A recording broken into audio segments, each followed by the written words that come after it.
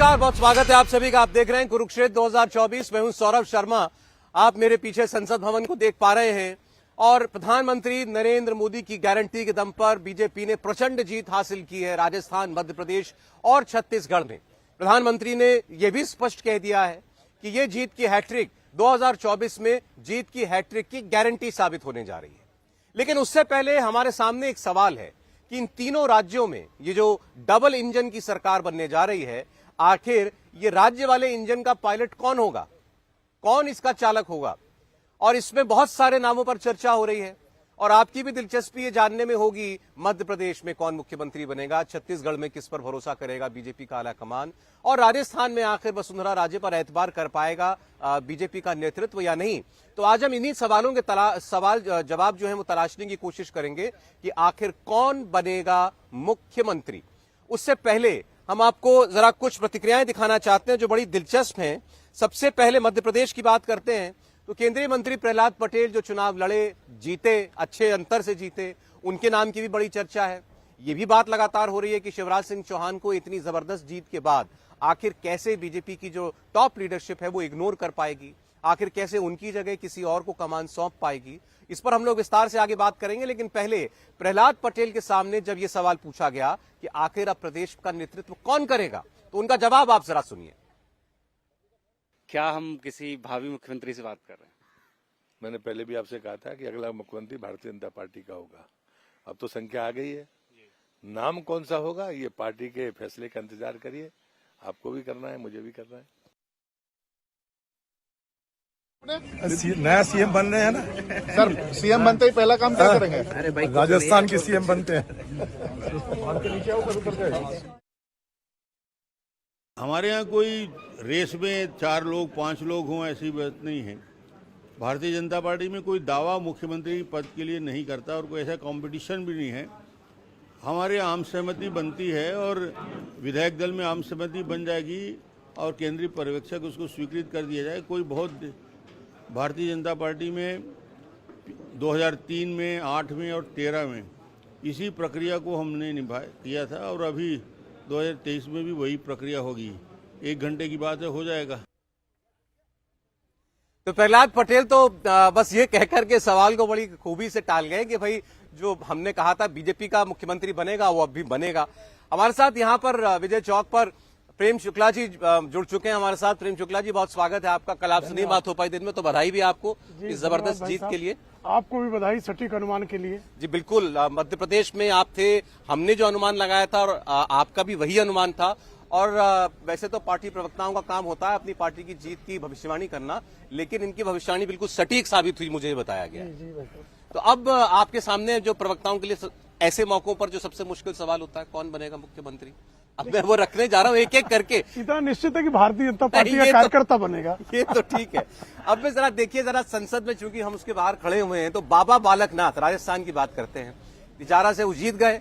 अब अधीर रंजन चौधरी कांग्रेस पार्टी के नेता लोकसभा जो हैं, वो उनके पास पहुंचे, बोले कि ये तो मुख्यमंत्री बन रहे हैं ना। उन दोनों के बीच की बातचीत तो आप जरा सुनिए। उसमें ऐसा लगा कि शायद बाबा बालकनाथ जी की खिंचाई करने की कोशिश जो है उनके साथी सांसद कर रहे थे। देखिए।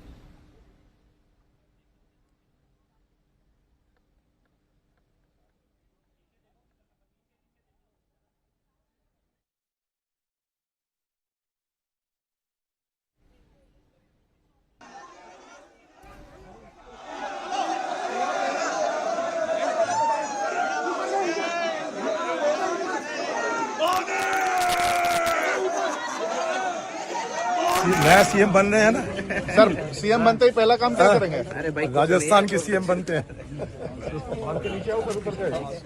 और उन्होंने ये कहा कि हमारे यहाँ इस बात को लेकर कभी कोई कंपटीशन नहीं होता कि कौन मुख्यमंत्री बनेगा। एक प्रक्रिया होती है, उसके तहत जो भी चुन करके आता है वही मुख्यमंत्री बनता है। सुनिए आप जरा डॉक्टर रमन सिंह। हमारे यहाँ कोई रेस में 4 लोग 5 लोग हों ऐसी बात नहीं है।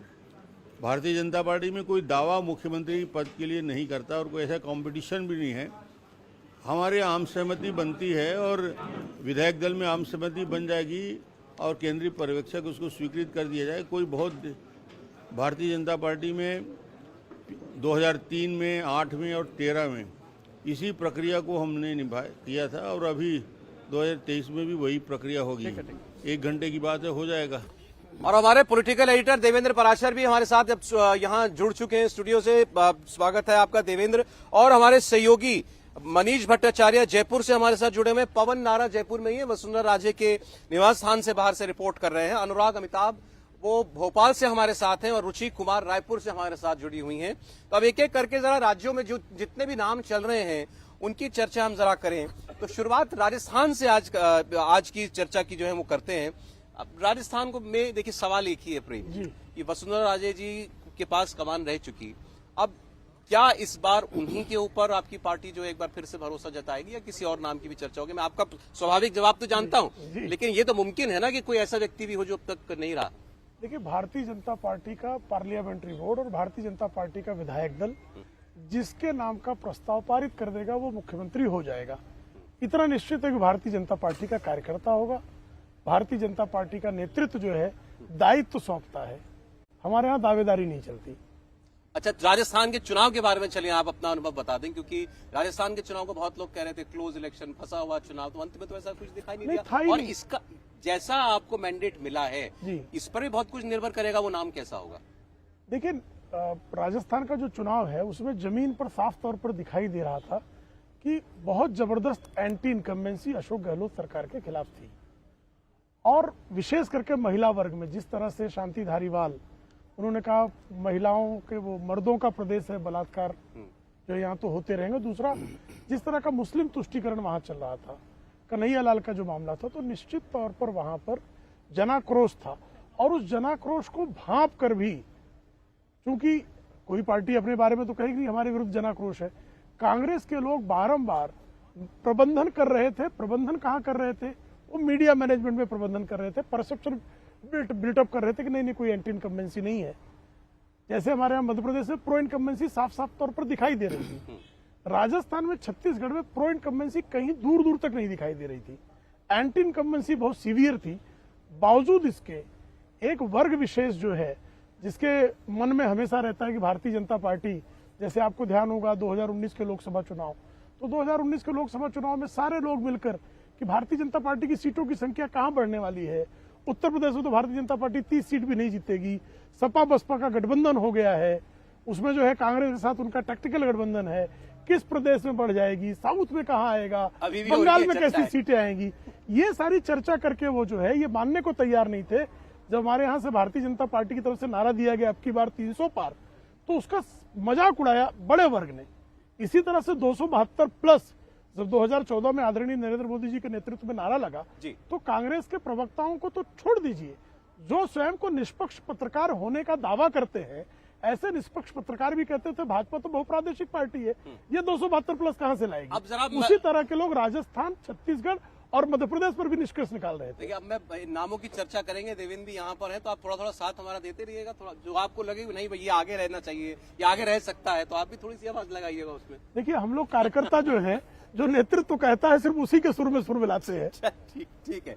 तो पहले एक बार पवन के पास चलते हैं, क्योंकि देखिए वसुंधरा राजे वहां पर सबसे बड़ी नेता बीजेपी की है प्रदेश में, इसमें तो कोई शक नहीं, और पॉपुलर भी वो हैं। अब इस बार उनको मौका मिलता है नहीं, सवाल ये है। तो पवन बताइएगा जरा, पहले वहां पर कुछ कार्यकर्ता वगैरह उनके जो समर्थक है वसुंधरा राजे के, वो जोर लगा रहे हैं कि नहीं लगा रहे हैं? बिल्कुल, आपको सौरभ जी बता दूं, अब की बार राजस्थान में एक तस्वीर अलग इसलिए है कि अब की बार किसी नेता के नारे नहीं लग रहे हैं। कल जब चुनाव के नतीजे आए, बड़े से बड़ा नेता आया, नारे सिर्फ नरेंद्र मोदी के लग रहे थे।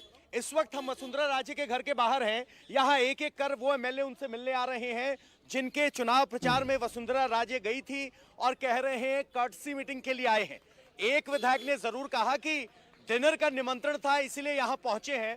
लगभग 15 से 20 एमएलए ऐसे हैं जिनको हम उंगलियों पर गिन सकते हैं जो हमारे आमने सामने गए हैं, और कुछ खुलकर बात कर रहे हैं तो कुछ दबी जुबान में कह रहे हैं कि वसुंधरा राजे। जैसे अभी एक एमएलए यहाँ पहुंचे हुए हैं, हर कोई जानना चाह रहा है, तो सबके मन में एक जो कॉमन जवाब है वो ये तो है कि केंद्रीय नेतृत्व जो तय करेगा। लेकिन जब उनसे पूछा जाता है कि क्या वसुंधरा राजे को सीएम होना चाहिए, तो वो दबी जुबान कहते हैं कि हाँ जनता चाह रही है, हम चाह रहे हैं, 2 बार की सीएम रही है, अनुभव है, इस तरह की बातें। तो कुल मिलाकर कहने के लिए कर्टसी की मुलाकात है, लेकिन हाँ, अपने नेतृत्व के सामने जीत के बाद बधाई देने और बधाई लेने का सिलसिला यहां जयपुर में जारी है।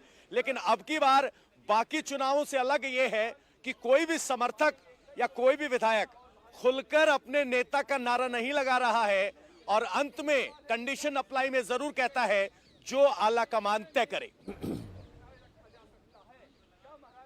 ठीक, ये तो बात देखिए ठीक है कि विधायक हर जो नेता है वो कोशिश करेगा कि उसके साथ जो है ज्यादा से ज्यादा विधायक साथ खड़े हों। वसुंधरा राजे के पक्ष में, देवेंद्र पक्ष में क्या जाता है और उनके खिलाफ क्या जाता है? और पहली बात सर जो आपने कही ना, वही बात सबसे ज्यादा विपक्ष में जाता है, बीजेपी के ढांचे में। और ऐसा नहीं है कि अभी के समय, पहले भी ऐसा रहा था, लेकिन पहले कुछ चीजें करना संभव था जो कि वसुंधरा राजे सिंधिया ने पहले के दौर में किया, जिसको आर्म ट्विस्टिंग कहते हैं। उस तरह से करके अपनी बात मना लेना।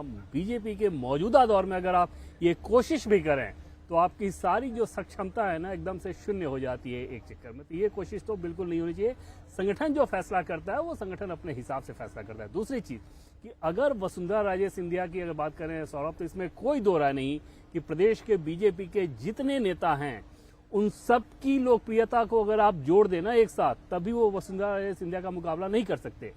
बावजूद इसके पार्टी अगर उनके चेहरे पर नहीं गई, दो बार वो सीएम रही हैं, अनुभवी रही हैं, हार्डकोर बीजेपी की हैं, तब भी अगर पार्टी नहीं गई तो उसके पीछे वजह सिर्फ ये थी कि वसुंधरा राजे सिंधिया वहां पर लैक करती हैं कि संगठन के साथ कदम ताल करते हुए कैसे आपको चलना है, संगठन की मर्जी के बिना कोई काम नहीं करना है। ये वसुंधरा राजे सिंधिया कभी समझ ही नहीं पाई। और जब टिकट डिस्ट्रीब्यूशन भी हुआ था तो कई बैठकों में जो ऑफ रिकॉर्ड बैठक होती थी, हालांकि वो बैठक ऐसी नहीं होती थी जो कि प्रधानमंत्री मोदी अमित शाह मौजूद हों, लेकिन दिल्ली में जब प्रहलाद जोशी के घर पे बैठक होती थी तो कई बार वो अपने तेवर दिखाती थी। तो ये सारी चीजें बीजेपी के ढांचे में तो बिल्कुल पसंद नहीं की जाती। और उनके लिए निगेटिविटी की अगर बात करें तो एकमात्र यही एक कारण है जिस पर उनको अपने पार्टी के शीर्ष नेतृत्व को समझाना है कि उनके तेवर में बदलाव है, उनके एटीट्यूड में बदलाव है। जैसे मान लीजिए कि उनके करीबी लोग बगावत करके चुनाव में खड़े हुए और उनको चुनाव में जीत हुई। पार्टी का संगठन इस बात को बिल्कुल अच्छा नहीं ले सकता और पार्टी संगठन ये मान भी नहीं सकता कि वो आपकी मर्जी के बिना खड़े हुए हैं और आपने पर्दे के पीछे उन्हें सपोर्ट नहीं किया है। ये सारी निगेटिविटी की वजह से मुझे लगता है कि वसुंधरा राजे सिंधिया के लिए मुश्किल है और उनको ये समझाना होगा पार्टी के शीर्ष नेतृत्व को कि पार्टी संगठन का जो भी आदेश होगा वो उसे मानने को तैयार हैं। अगर वो ये समझाने में सफल रही तभी उनका रास्ता क्लियर हो सकता है। आप इतना तो मानते हैं ना कि भाई आप उस राजस्थान के अंदर वसुंधरा जी का कद जो है बाकी नेताओं से तो ऊपर है। अब आप इस बार तो सांसद भी लड़ाए, सब लड़ाए, लेकिन आपकी सबसे पुरानी नेता इस वक्त वहां पर है। देखिए, भारतीय जनता पार्टी में बहुत सारे नेता योग्य हैं, बहुत सारे मैंने तो पूछा ही नहीं कौन योग्य है, वही बता रहा हूँ, बहुत सारे नेता योग्य हैं। वसुंधरा जी भी योग्य नेता हैं, अनुभवी नेता हैं। तो योग्यता और अनुभव, इसका मूल्यांकन कौन करेगा? इसका मूल्यांकन नेतृत्व करेगा और नेतृत्व जो मूल्यांकन करेगा वो हर कोई स्वीकारता है। हमारे साथ मनीष भट्टाचार्य भी हैं, राजस्थान कवर करते हैं। आपने उनकी रिपोर्ट्स भी देखी और उनका जो अनुमान था वो भी बिल्कुल ठीक साबित हुआ परिणामों में। मैं नाम देख रहा था किस राज्य में कितने उम्मीदवार, सबसे ज्यादा राजस्थान में ही है और उसमें से दो जो चुनाव हार गए उसके बाद सतीश पूनिया जी, राजेंद्र राठौड़ जी, अर्जुन राम मेघवाल, दिया कुमारी, बाबा बालकनाथ, गजेंद्र शेखावत, राज्यवर्धन राठौड़। आप बताएं, आप सबसे ज्यादा आप शोर किस नाम का सुन रहे हैं मनीष?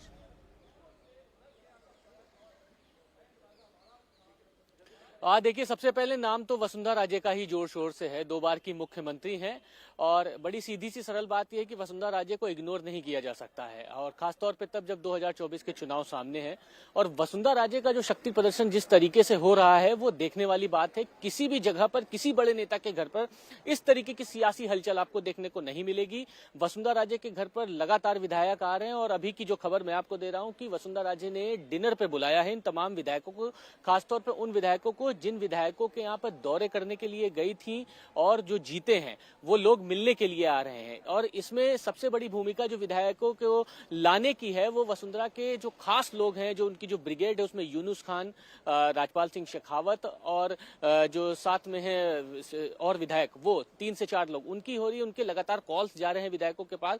तो ये एक संदेश देने की कोशिश है कि राजस्थान में कम से कम वसुंधरा ही मुख्यमंत्री के चेहरे के तौर पर है। लेकिन एक संदेश ये भी है कि अगर वाकई में इतनी सरलता से मुख्यमंत्री वसुंधरा राजे को बनाना होता तो अब तक के शायद सब कुछ मैसेज क्लियर हो जाता। कहीं ना कहीं कुछ ना कुछ पेच फंसा हुआ है। वसुंधरा के बाद अगर और नाम आता है तो गजेंद्र सिंह शेखावत को, क्योंकि गजेंद्र सिंह शेखावत का नाम इसलिए लोगों के मुंह पर बहुत ज्यादा आ गया कि कल जैसे ही नतीजे सामने आ रहे थे उस वक्त गजेंद्र सिंह शेखावत को सबसे पहले फोन आया और 3 बजे बस गजेंद्र सिंह शेखावत को दिल्ली के लिए बुला लिया गया। अर्जुन मेघवाल का नाम बहुत ज्यादा लोगों की जुबान पर इसलिए है कि जयपुर सुबह है अर्जुन राम मेघवाल एयरपोर्ट पर, उसके बाद थोड़ी ही देर बाद उनको दिल्ली बुला लिया गया। देर रात होते होते बाबा बालकनाथ का नाम राजस्थान में बहुत तेजी से चलने लगा क्योंकि रात को ही बाबा बालकनाथ को बुला लिया गया।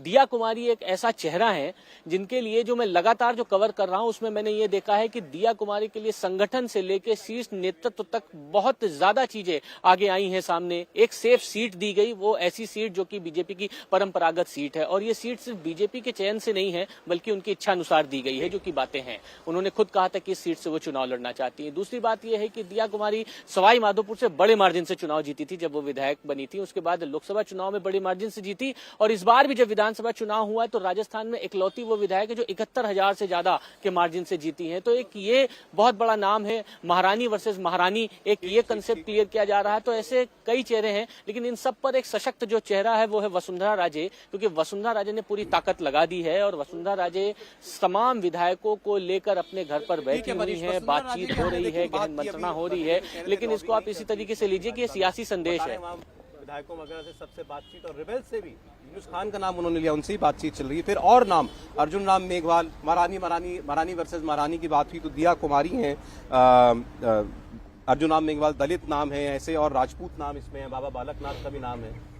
और सर पहली बात तो ये कि जैसे जयपुर में या राजस्थान में ये बात फैल गई होगी कि बुलाया गया है, हकीकत ये है कि इनमें से किसी को नहीं बुलाया गया। दिल्ली में क्योंकि आज से संसद के सत्र की शुरुआत हो रही है और ये सब मंत्री भी हैं, जैसे अर्जुन राम मेघवाल खुद संसदीय कार्य राज्य मंत्री हैं और सुबह आपने देखा भी होगा कि प्रधानमंत्री के बयान के समय उनके ठीक पीछे मौजूद थे। गजेंद्र सिंह शेखावत, बाबा बालकनाथ, ये सभी सांसद हैं, गजेंद्र सिंह शेखावत मंत्री भी हैं। इस वजह से ये लोग यहाँ पे आए हुए हैं और आज जो इनकी मुलाकात भी हुई है पार्टी के शीर्ष नेतृत्व से, चाहे राष्ट्रीय अध्यक्ष जेपी नड्डा की बात कर लें या गृह मंत्री अमित शाह की बात कर लें, तो वो मुलाकातें महज एक शिष्टाचार मुलाकात रही है जिसमें चुनाव में जीत के बाद अब अपने बड़े नेता को एक तरह से अभिवादन करने जाते हैं, उस तरह की मुलाकात रही है। एक शब्द भी किसी से कोई चर्चा नहीं की गई है, किसी से कोई राय मशवरा नहीं किया गया है, ना किसी का कोई फीडबैक मांगा गया है अगले मुख्यमंत्री के तौर पर।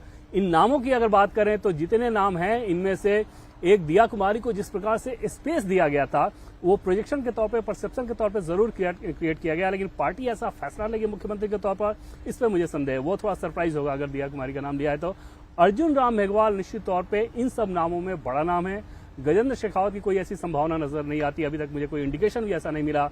पार्टी के बड़े नेता उन पर बहुत भरोसा कर रहे हो, इसका भी कोई इंडिकेशन नहीं मिला है। अर्जुन राम मेघवाल को आप मानते हैं कि हाँ ये नाम अगर चल रहा है तो इसके पीछे कुछ बेसिस हो सकता है? इसमें बिल्कुल इसमें कोई दौर नहीं। चले, तो अभी हमने देखिए राजस्थान की बात की, सारे नामों की चर्चा हमने कर ली है।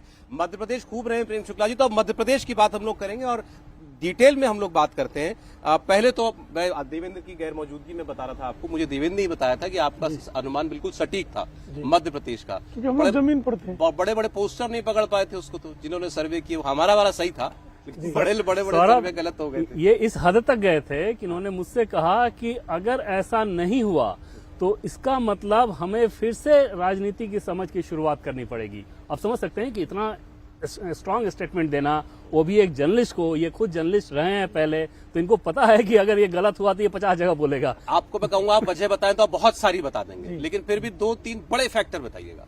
दरअसल देखिए, जिस तरह से कायाकल्प हुआ है मध्य प्रदेश का, हम लोग मध्य प्रदेश 2003 के पहले भी देखे हैं और मैं मध्य प्रदेश में 1993 के चुनाव से कवरेज की दृष्टि से कई बार गया हूं और 2003 के बाद भी गया हूं, तो वहां पर किसी प्रकार की एंटी इनकम्बेंसी बिल्कुल नहीं थी, बल्कि प्रो इनकम्बेंसी थी। दूसरी चीज, वहां पर पिछला जो चुनाव था 2018 का, 2 स्टेट आप ध्यान रखिए, गुजरात और मध्य प्रदेश।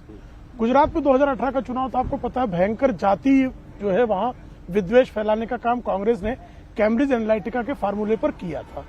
पाटीदार समाज का आंदोलन कर दिया, फिर दलित समाज को भड़काने का हर संभव प्रयास किया गया, जिग्नेश मेवानी खड़े कर दिए गए, हार्दिक पटेल खड़े कर दिए गए और परिणाम था कि वहां पर बहुत संघर्ष जबरदस्त हुआ और भारतीय जनता पार्टी बमुश्किल आदरणीय नरेंद्र मोदी जी के नेतृत्व पर गुजरात के विश्वास और हमारे आदरणीय अमित शाह जी के सांगठनिक कौशल के कारण हम चुनाव जीत पाए थे, वरना बड़ी बुरी स्थिति थी। लेकिन जब 2023 का चुनाव आया तो एक तरफा चुनाव हुआ, क्योंकि ये सारे जो फैक्टर्स थे वो समाप्त हो गए। वही दशा जो है मध्य प्रदेश की थी। मध्य प्रदेश में याद कीजिए पिछली बार SC/ST एट्रोसिटी एक्ट में सुप्रीम कोर्ट का जजमेंट आया, लेकिन पूरे जो है अनुसूचित जाति के लोगों को भड़काने का काम वहां पर हुआ। उसी तरह से एक बयान को ट्विस्ट किया गया आदरणीय शिवराज सिंह चौहान जी के कि किसी माई के लाल की हिम्मत नहीं है वाला बयान, और उसमें जो है सवर्ण समाज को भड़काएगा। और आपको याद होगा कई सारे संत और प्रवचनकार निकले थे और सवर्णों को एकीकृत करके भाजपा के विरुद्ध जो है वहां पर खड़ा कर दिया गया। मंदसौर में आपको याद होगा फायरिंग हो गई थी किसानों को, उस पर जो है इश्यू बनाया गया था।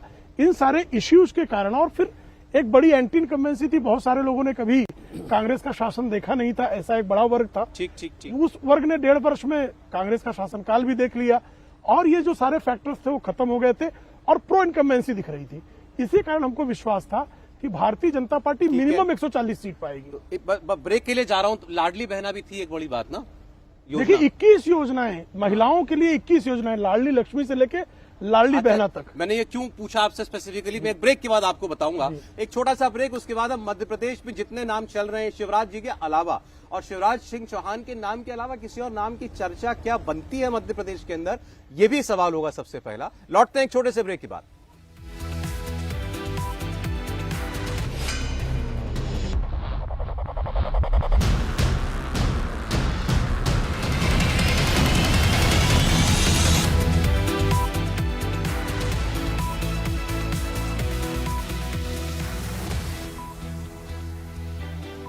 आप देख रहे हैं कुरुक्षेत्र 2024 और हम बात कर रहे हैं कौन बनेगा मुख्यमंत्री 3 उन राज्यों में जहां भारतीय जनता पार्टी की जीत हुई है। मध्य प्रदेश, राजस्थान, छत्तीसगढ़। राजस्थान के विषय में हमने डिटेल में एक एक नाम पर बात की है, और अर्जुन राम मेघवाल एक ऐसे कैंडिडेट हो सकते हैं जिन पर सहमति बन सकती है, हालांकि अनुमान है, खबर नहीं। और ऐसे ही वसुंधरा राजे के बारे में पता ये चल रहा है कि उनके शुभचिंतक विधायक उनसे मुलाकात कर रहे हैं, लेकिन वसुंधरा राजे को तीसरी बार मौका मिलेगा या किसी नए नेतृत्व को बढ़ाने के बारे में बीजेपी का आलाकमान सोचेगा, इस प्रश्न यही है। मध्य प्रदेश की भी हम लोग बात करते हैं। मध्य प्रदेश में आज मुलाकात हुई, कमलनाथ मिलने के लिए पहुंचे मुख्यमंत्री शिवराज सिंह चौहान से। पहले तो आपको मैं इंटरेस्टिंग बात बताता हूं। कमलनाथ ने कल की हार स्वीकार करते हुए सोशल मीडिया पर, जो पहले ट्विटर और अब एक्स हो गया, उस पर उन्होंने एक ऐसी टिप्पणी की जिसकी बड़ी चर्चा हो रही है। उन्होंने कहा मैंने सीटों का तो कभी जिक्र ही नहीं किया था कि कांग्रेस पार्टी को कितनी सीटें आएंगी। मैं ये कहता था कि अच्छा चुनाव हम लड़ रहे हैं और जनता हमको आशीर्वाद देगी। बहरहाल ये उनका जो बुरी हार हुई है उसके पीछे उन्होंने अपना एक बचाव के लिए एक तर्क दिया है। अब ये जो मुलाकात हुई, क्या कमलनाथ भी ये भांप रहे हैं कि शिवराज जी जो है ये हो सकते हैं अगले मुख्यमंत्री भी, जब 5वीं बार भारतीय जनता पार्टी की सरकार जो वहां बन रही है। अनुराग अमिताभ भोपाल से जुड़ गए हमारे साथ।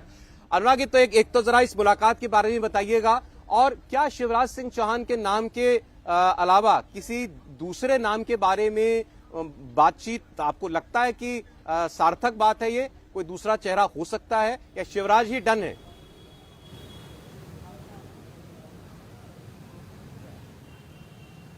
सबसे पहले कमलनाथ जी की बात कर लेते हैं। पिछले जब कमलनाथ जी जीते थे तब शिवराज जी जो सौजन्य मुलाकात कर रहे हैं वो करने पहुंचे थे कमलनाथ जी के घर।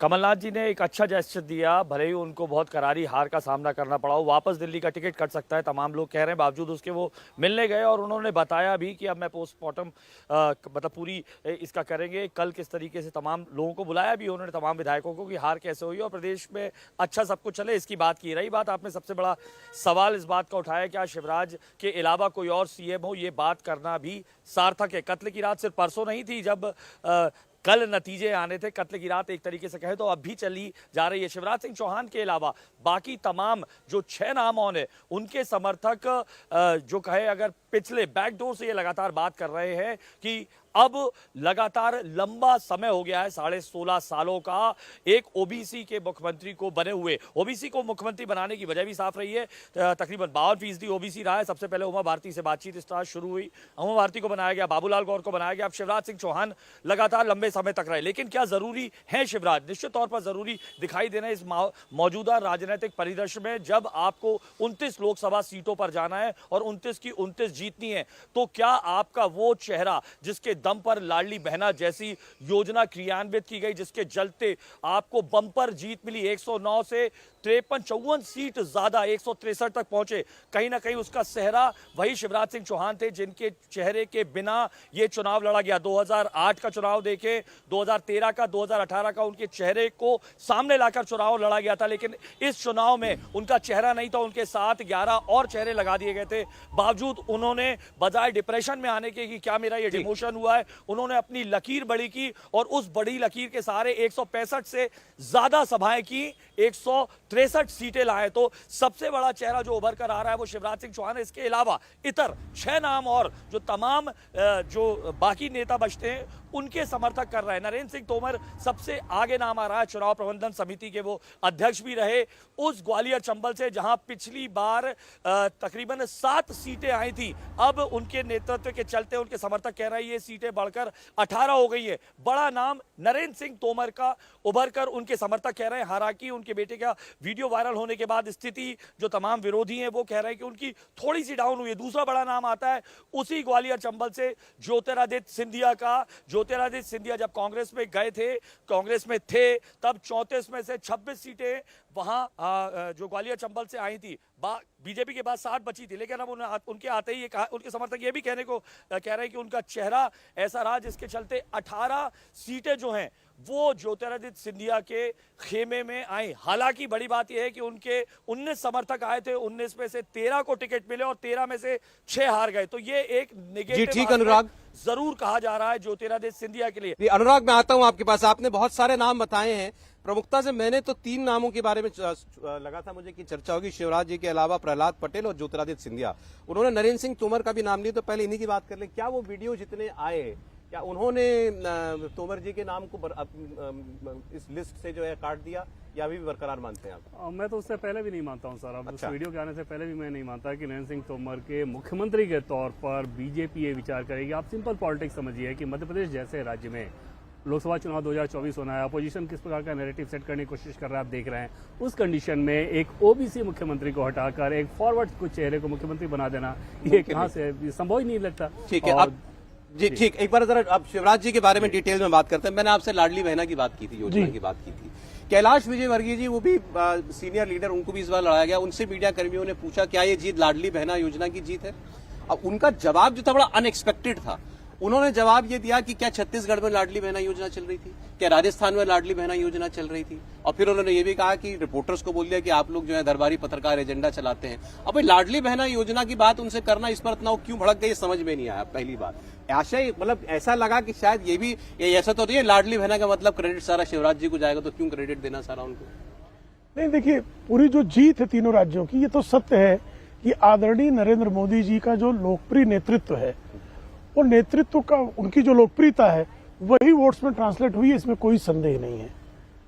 देखिए, बाकी योजनाएं जैसे लाडली लक्ष्मी से लेकर लाडली बहना तक 21 योजनाएं महिलाओं के लिए वहां पर है।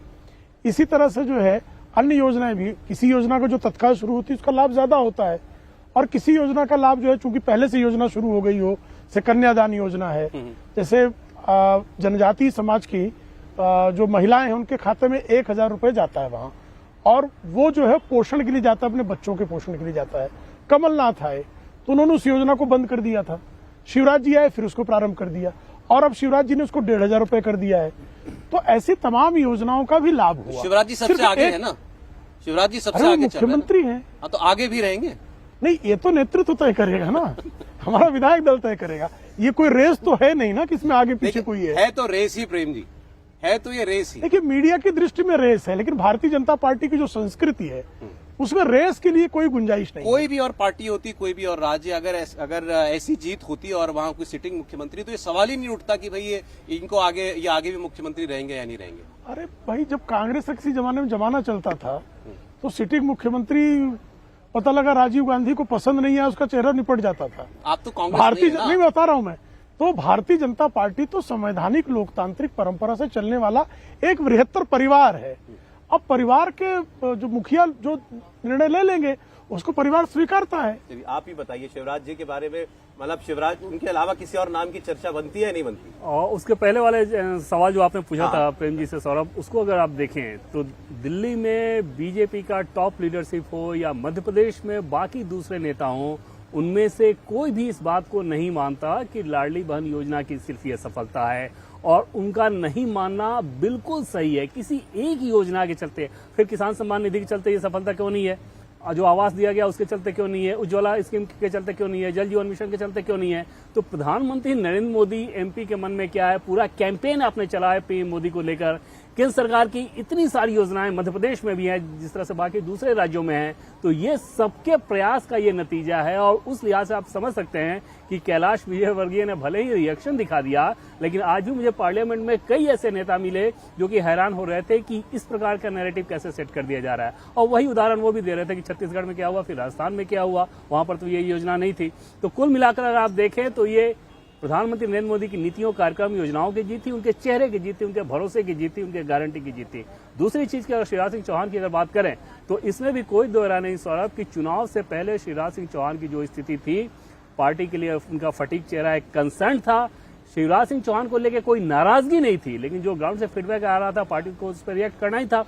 शिवराज सिंह चौहान ने जिस प्रकार से पूरे चुनाव में अपने आप को झोंका, शुरुआती दौर में ऐसा लगा कि कुछ ऐसे बयानबाजी वो कर रहे हैं जिससे पार्टी का माहौल खराब ना हो जाए, लेकिन बाद में उन्होंने अपने आप को संभाला और जिस तरह से झोंका, अभी भी शीर्ष नेतृत्व के लिए लगातार जिस प्रकार से निष्ठाएं व्यक्त कर रहे हैं, वहां पर इसमें कोई दो राय नहीं कि फ्रंट रनर के तौर पर आप उन्हीं को मान सकते हैं कि शिवराज सिंह चौहान को इस नतीजे के बाद हटाने की कोई ऐसी वजह नजर नहीं आती। प्रहलाद पटेल, ज्योतिरादित्य सिंधिया या कोई और अगर आपको नाम अगर लगता हो कि भाई ये भी थे दौड़ में, अगर शिवराज सिंह चौहान को हटाने की पर पार्टी के शीर्ष नेतृत्व का मन बनता है, उनको ये फीडबैक है कि शिवराज को आगे कंटिन्यू नहीं करना चाहिए, उस स्थिति में जो दूसरे नाम पर विचार होगा वो प्रहलाद पटेल के नाम पर ही विचार होगा सौरभ, इसमें भी कोई दो राय नहीं। चुनाव में तकरीबन उनको एक हेलीकॉप्टर दिया गया था, 100 से ज्यादा विधानसभा क्षेत्रों में उनके ऊपर जिम्मेदारी भी डाली गई थी।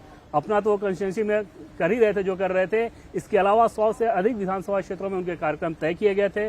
लगातार उन्होंने प्रचार किया, ओबीसी कम्युनिटी से आते हैं, संघ के बैकग्राउंड के, मतलब हार्डकोर बीजेपी बैकग्राउंड के हैं, एक आक्रामक नेता के तौर पे जानते हैं, साफ सुथरे, सुलझे और छवि बहुत अच्छी है। तो इतनी सारी खूबियां हैं उनके अंदर कि अगर शिवराज सिंह चौहान को हटाने का मन हुआ तो स्वाभाविक तौर पे जो दूसरा नाम सामने आएगा वो प्रहलाद पटेल। ज्योतिरादित्य सिंधिया को आप नहीं मानते? ज्योतिरादित्य सिंधिया को मैं दूर दूर तक नहीं मानता कि मध्य प्रदेश के इस माहौल में बीजेपी ये सोचेगी कि ज्योतिरादित्य सिंधिया को मुख्यमंत्री बना दिया जाए, उसका कोई राजनीतिक कारण तो नजर नहीं आता। तो एमपी में फ्रंट रनर शिवराज सिंह चौहान ही है, और उनके बाद जो दूसरा नाम हमारे एक्सपीरियंस है, हमारे सहयोगियों के अनुभव से, वो प्रहलाद पटेल का बनता है। अब जरा छत्तीसगढ़ की बात करते हैं। देखिए, छत्तीसगढ़ 15 साल सरकार चलाने के बाद कांग्रेस को मौका दिया था जनता ने छत्तीसगढ़ की, लेकिन 5 साल में ही कांग्रेस को बाहर कर दिया। अब क्या रमन सिंह के ऊपर रमन सिंह को दोबारा एक बार चांस देना भारतीय जनता पार्टी का नेतृत्व जो है वो उचित समझेगा? इनके अलावा जो नाम चल रहे हैं वो प्रदेश अध्यक्ष अरुण साव का नाम है, ओपी चौधरी का नाम चल रहा है, केंद्रीय जो राज्य मंत्री रेणुका चौधरी उनका नाम चल रहा है, रुचि कुमार हमारे साथ रायपुर से जुड़ रही हैं, वो वहां कौन कौन से नाम सुन रही है उनसे जानते हैं। रुचि जी, देखिए, यहाँ अगर आप सौरभ आएंगे तो जो विधायक चुने गए, क्योंकि छत्तीसगढ़ एक ऐसा राज्य था जहाँ बीजेपी को ना के बराबर उम्मीद थी। यहाँ अगर आप आके देखेंगे कि बीजेपी को बहुत ही कम उम्मीद थी कि उनकी सरकार बनेगी, तो अचानक से सरकार बन गई, इतनी बड़ी कामयाबी मिल गई। तो विधायक आ रहे हैं, मुख्यमंत्री कौन बनेगा? सबसे पहला नाम डॉक्टर रमन सिंह का है, जो 3 बार यहाँ पे मुख्यमंत्री रह चुके हैं, 7 भर के विधायक हैं, सेंटर में मंत्री रह चुके हैं, एमपी रह चुके हैं, लंबा अनुभव उनका है। तो उनके नाम की चर्चा सबसे ज्यादा है। उनके घर में आप देखेंगे तो कतार लगी हुई है डॉक्टर रमन सिंह। बाकी विधायक तो यहाँ पार्टी ऑफिस आए हैं, कल ही से आने का सिलसिला शुरू हो गया था और आज भी दिन भर आते रहे हैं, लेकिन डॉक्टर रमन सिंह अपने घर में ही यहाँ पे मौजूद हैं और वहाँ पर लाइन लगी हुई है लोगों की मिलने की। लोग फूल लेके आ रहे हैं, गुलदस्ते आ रहे हैं, मिठाइयाँ आ रही हैं, बाहर पटाखे छोड़े जा रहे हैं। तो अब डॉक्टर रमन सिंह मुख्यमंत्री बनेंगे ऐसा बहुत सारे लोग यहाँ पे कह रहे हैं। उनका कहना है कि डॉक्टर रमन सिंह मुख्यमंत्री होंगे और एक उप मुख्यमंत्री बनाया जाएगा। अब उप मुख्यमंत्री कौन होगा उसके लिए भी कई तरह के नामों की चर्चा है। जैसे मुख्यमंत्री के लिए हालांकि जो प्रदेश अध्यक्ष हैं अरुण साव, उनकी चर्चा है कि उनके नेतृत्व में ये चुनाव लड़ा गया, प्रदेश अध्यक्ष थे, तो जो केंद्र सरकार की योजनाएं थी उनको जन जन तक पहुंचाने, बाकी उन्होंने मेहनत की, इसलिए उनका नाम लिया जा रहा है कि और ओबीसी समाज से आते हैं, तो अब क्योंकि 2024 का चुनाव है तो वो मुख्यमंत्री बन सकते हैं। उनका नाम है, लेकिन उनके अनुभव पे सवाल हैं कुछ तरह के। अब ओपी चौधरी है, वो IAS ऑफिसर है, यहाँ पे IAS ऑफिसर लंबे समय तक रहे, उनका लंबा कार्यकाल रहा, लेकिन पहली बार वो विधायक चुने गए हैं। लेकिन उनका नाम इसलिए लिया जा रहा है सौरभ कि अमित शाह यहाँ पर एक सभा में आए थे रायगढ़ में, और वहाँ उन्होंने कहा कि आप OP चौधरी को जिताइए और इनको मैं बड़ा आदमी बनाऊंगा। अब ये बड़ा आदमी जो अमित शाह कह गए हैं यहाँ पर, उसके संकेत निकाले जा रहे हैं कि वो भी मुख्यमंत्री बन सकते हैं। अंतिम में वो यहाँ से दिल्ली भी चले गए हैं। आपने तो जो यहाँ भी जो वहाँ से विधायक हैं और फीडबैक बताया, कार्यकर्ता जानकारी है, बताई, मैं यहाँ पर शेयर करके फिर उस पर कमेंट लेता हूँ। ये OP चौधरी को उन्होंने कहा मैं बड़ा नेता बनाऊंगा। डॉक्टर रमन सिंह वहाँ बड़ा नेता ऑलरेडी हैं, और उनके अलावा जो हमने बात की केंद्रीय मंत्री रेणुका चौधरी, उनकी भी चर्चा जो है चल रही है। देवेंद्र, इसमें सबसे पहले डॉक्टर रमन सिंह की बात कर लें सौरभ, तो पार्टी नेतृत्व ने पिछले चुनाव के बाद एक तरह से मान लिया था कि अब उनके लीडरशिप से आगे सोचने की जरूरत है। हालांकि इस बार के चुनाव में माहौल कुछ ऐसा बना, वो पार्टी का बहुत अच्छा कुछ नहीं दिखा।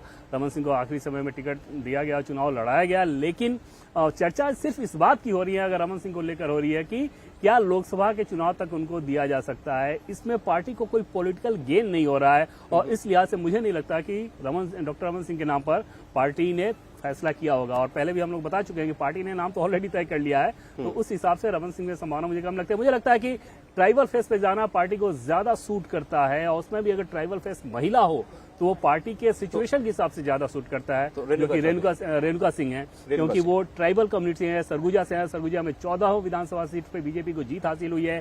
गोंड जनजाति की है ट्राइबल में भी, और आसपास के मध्य प्रदेश के भी कई जिलों में गोंड जनजाति का असर है। तो इन सारे पैमाने पे वो मुफीद हैं। अगर मेल ट्राइबल में लेना हो तो विष्णुदेव साय हो या राम विचार नेताम, इन दो नामों पे विचार हो सकता है। समय मेरे पास बिल्कुल कम है प्रेम जी, लेकिन कुछ तो हिंट दे दीजिए, छत्तीसगढ़ का तो दे दीजिए कम से कम। देखिए, ये निश्चित है कि जो तय कर दिया जाएगा नेतृत्व द्वारा वो मुख्यमंत्री हो। डॉक्टर रमन सिंह 15 साल आपके CM रहे, बहुत अच्छे CM रहे, आगे भी रह सकते हैं मतलब। और छत्तीसगढ़ में तो नेतृत्व को तय करना है और विधायक दल को तय भूपेश करना है। बघेल के लिए क्या कहना चाहते हैं? चलिए इतना मुझे बता दें, उन्होंने तो 100 किलो मिठाई मंगवा रखी थी। देखिए, यही है कि जो जुए के पैसे से गोबर में घोटाला कर लिया, शराब में घोटाला कर लिया, और उसके बाद जो है वो सटोरियों से पैसे वसूल लिए, तो उनका कॉन्फिडेंस जो है, जो पैसे बांटे थे उसके कुछ ज्यादा ही हो गया था, इसलिए उनकी 100 किलो मिठाइयां जो है वो खराब हो गई। चलिए, बहुत शुक्रिया प्रेम शुक्ला जी आपका। देवेंद्र हमारे साथ रहे, हमारे साथ है मनीष भट्टाचार्य, पवन नारा, अनुराग अमिताभ, रुचि कुमार। हमारे साथियों से आपने जो जमीन पर जो नाम चल रहे हैं, जिनकी चर्चाएं चल रही हैं और किसके पीछे क्या बेसिस है, क्यों उनका नाम लिया जा रहा है, ये हमारे सामने इस पर चर्चा की।